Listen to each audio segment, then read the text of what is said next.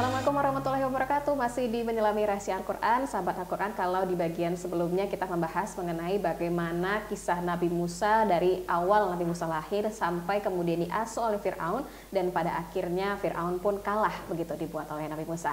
Nah, kita akan membahas di poin selanjutnya lagi, yaitu mengenai bagaimana musyrikin Mekah mendustakan Rasul dan Al-Quran. Nah, bagaimana ini Ustadz musyrikin Mekah mendustakan Rasul dan Al-Quran? Ya, Bismillahirrahmanirrahim. Kalau kita melihat bagaimana sambungan ayat, langsung bercerita setelah cerita Nabi Musa, ini pindah ke konteks Nabi Muhammad SAW. Dikatakan di sini, walaula an tusibahum musibah bima qaddamat aydihim fayaqulu rabbana laula arsalta ilaina rasulan fanattabi ayatik wa nakuna minal mu'minin. Ya, nanti orang-orang itu akan mengatakan ketika azab menimpa mereka, ya Allah, kenapa kau nggak utus ke kami seperti kau utus untuk Bani Israel dulu Musa? Allah katakan, bukan kau udah kami utus Muhammad? Ketika datang musibah, baru orang nanya, mana utusanmu ya Allah? Padahal Nabi Muhammad sudah lahir, dibesarkan, dan berdakwah di tengah-tengah mereka. Tapi mereka tak beriman pada Muhammad. Dengan alasan Muhammad tidak punya mukjizat seperti mukjizatnya Musa. Nah, di sini Allah ingin gambarkan, falamma ja'ahumul haq min indina qalu laula utiya misla ma utiya Musa. Ketika kebenaran yang ada dalam Al-Qur'an itu turun pada mereka, semuanya ngomong, kok Muhammad nggak punya tongkat macam Musa? Padahal Quran ini lebih hebat daripada tongkat Musa. Quran ini mukjizat terbesar yang pernah Allah turunkan kepada umat manusia. Jadi di sini gambaran bagaimana ini adalah sekedar debat kusir dari orang-orang musyrikin Mekah yang sebenarnya mereka ingin mencari argumen saja untuk membenarkan sikap mereka yang mendustakan kebenaran yang disampaikan oleh Nabi Muhammad SAW. Itu dia. Untuk ahlul kitab, Ustadz, ahlul kitab ini sebenarnya yang dijelaskan bagaimana dan sifat-sifat dari ahlul kitab ini seperti apa nantinya, Ustadz, balasan bagi para ahlul kitab ini bagaimana, Ustadz? Ya, ahlul kitab ini kan istilah yang digunakan oleh Al-Quran untuk pengikut nabi-nabi terdahulu yang diturunkan kepada mereka kitab suci. Dalam hal ini pengikut Nabi Musa punya Taurat, kan begitu kan? Maka orang Yahudi dianggap ahlu kitab. Kemudian Nabi Isa punya Injil, maka pengikut Nabi Isa atau orang-orang Nasrani itu dianggap ahlu kitab.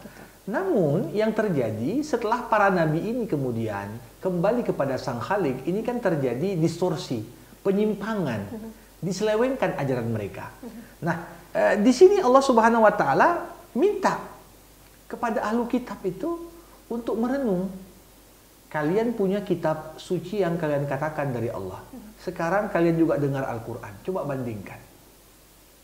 Coba bandingkan. Lihat mana ya, makanya Allah katakan sini, kul fa'tu bi kitabin min indillah huwa ahda minhuma attabi'uh in kuntum shadiqin. Bandingkan isi Quran, bandingkan isi Taurat, bandingkan Quran dengan Injil, mana yang lebih betul? Kalau kalian jujur, ikuti yang lebih betul, kan begitu. Nah, kalau sekiranya kalian tidak mengikuti yang lebih benar, berarti kalian sedang mengikuti hawa nafsu. Jadi Quran ini salah satu fungsinya juga sebagai standar kebenaran kitab suci terdahulu. Karena begini, apa yang disampaikan kitab suci terdahulu mungkin di dalam Al-Quran juga ada juga yang semisal itu. Kalau isi kitab suci terdahulu sama dengan isi Quran, berarti itu tandanya dia masih betul. Kalau isi kitab terdahulu berkontradiksi dengan isi Al-Quran, berarti ini termasuk yang sudah diubah-ubah dan didistorsi.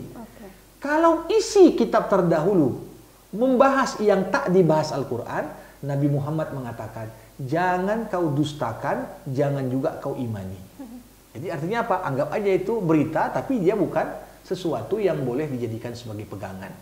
Nah, karena begini, kita lihat aja lah misalnya, kitab-kitab perjanjian lama atau baru, ya, ini kan pasti sudah banyak penyimpangan di dalamnya, tapi kisah-kisah Nabi di sana ini kan sangat berbeda coraknya dengan kisah Al-Quran.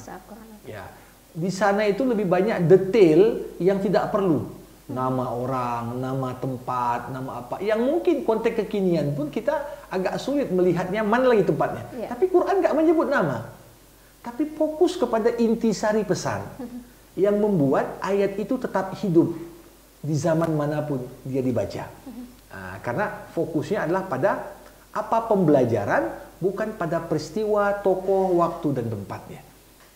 Jadi ini yang saya kira balasan yang Allah Subhanahu wa taala nanti minta kepada ahlu kitab untuk mereka pertanggungjawabkan. Ya. Baik. Nah, untuk selanjutnya yaitu sikap dan kondisi musyrikin di hari kiamat. Nah, Ustadz, ini kita digambarkan lagi dengan kondisi kaum musyrikin di hari kiamat, kemudian bagaimana nanti sikap mereka di hari kiamat. Bagaimana, Ustadz? Jadi ini tentunya sama seperti apa yang sudah digambarkan di beberapa surah sebelumnya.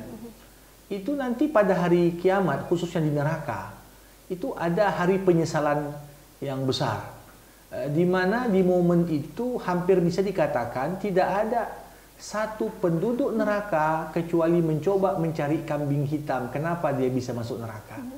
Pengikut nyalahkan yang diikuti, pemimpin nyalahkan yang dipimpin. Begitu juga sebaliknya, yang dipimpin menyalahkan pemimpin. Kami masuk neraka gara-gara kau, gitu. Sehingga kemudian di sini yauma yunadihim fayaqul aina syuraka'i alladziina kuntum taz'umun. Allah berkata kepada penduduk neraka, mana yang kalian sembah selain aku dulu di dunia? Kok nggak nolong kalian? Dulu kalian sembah berhala. Kenapa berhala nggak bantu kalian sekarang? Dulu kalian sembah matahari.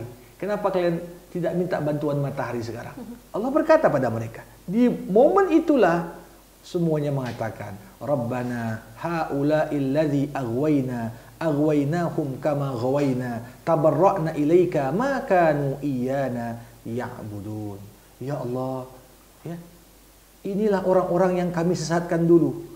Kami telah menyesatkan mereka sebagaimana kami sendiri sesat. Kami menyatakan padamu, ya Allah, kami berlepas diri dari mereka. Kami sekalipun tak akan menyembah mereka lagi. Jadi penyesalan yang tentunya konteks ini tidak akan dianggap lagi, ya, karena waktu beramal sudah habis. Ya, jadi ini yang perlu untuk kita. Quran membawa kita kepada memikirkan sesuatu yang akan terjadi di masa depan supaya kita tidak menyesalinya kemudian. Ya. Tentunya ini yang membedakan orang mukmin dengan orang yang kafir tanpa tuntunan dan pegangan. Orang mukmin itu apapun yang mau kita kerjakan besok, lusa, 20 tahun ke depan, 50 tahun ke depan, hidup setelah mati, ini semua ada tuntunannya. Tetapi bagi orang yang nggak punya petunjuk, ini kan semuanya meraba-raba. Ya, buat coba begini, kalau tidak bisa ya coba begitu, kan begitu. Kita di sini sangat beruntung. Quran ini ada petunjuk tentang masa lalu, petunjuk tentang masa sekarang, petunjuk tentang masa yang akan datang. Nah, kita jangan fokus pada petunjuk masa lalu saja. Baca kisah-kisah Nabi, ini ambil pengalaman mereka, inspirasi mereka, supaya kita tak jatuh pada kesalahan yang sama. Yang sekarang kita lihat, baca dan tafsirkan fenomena alam, baca dan tafsirkan peristiwa yang terjadi dalam konteks inspirasi Al-Quran. Masa depan begitu juga, ya, supaya kemudian kita kemudian, makanya Nabi Muhammad mengatakan begini, siapa orang cerdas? Siapa orang cerdas? Orang cerdas itu, kata Nabi, mandana nafsahu wa amila lima ba'dal maut. Orang cerdas itu adalah orang yang mampu menundukkan kepentingan sekarangnya untuk menggapai cita-cita masa depannya. Kadang-kadang kalau kita tunduk kepada dorongan keinginan sekarang, ya kadang-kadang bisa merusak masa depan kita.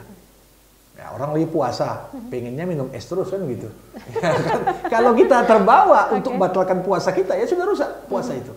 Tapi ketika kita dalam hal ini mampu menahan nafsu saat demi untuk kebaikan yang kita cita-citakan di masa depan, itulah sebenarnya kecerdasan yang sebenarnya. Iya, kalau kata pepatah bersusah-susah dahulu, bersenang-senang kemudian begitu, betul, Ustaz, ya. betul. Nah, itu sebenarnya yang perlu ini untuk kita praktekkan. Tidak apa-apa kalau misalnya saat ini kita mungkin merasa banyak sekali godaan, tapi nantinya ini sahabat Al-Quran tentu ada nih balasan yang akan diberikan untuk kita. Nah, tapi kita masih akan membahas lagi beberapa poin penting juga di bagian selanjutnya. Makanya teman-teman jangan nonton videonya setengah-setengah sampai selesai begitu ya. Nah, tapi di bagian selanjutnya tetap bersama kami di Penyelami Rahasia Al-Quran.